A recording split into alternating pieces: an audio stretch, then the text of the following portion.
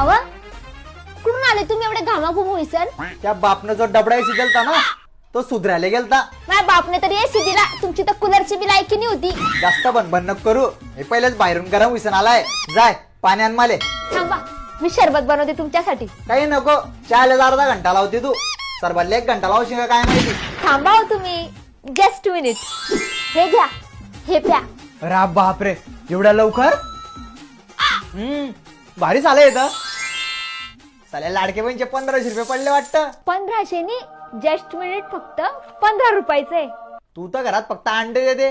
तुमचं जमत बी नाही काही. कस काय बनवलं तूने? तिने 1 लिटरची पाणी बॉटल घेतली, त्यात जस्ट मिनिट मधल्या 2 पुड्या फोडून टाकल्या आणि जसं मी तुम्हाला फिरवते ना तशी बॉटलने फिरवली आणि हे झालं आपलं जस्ट मिनिट तयार.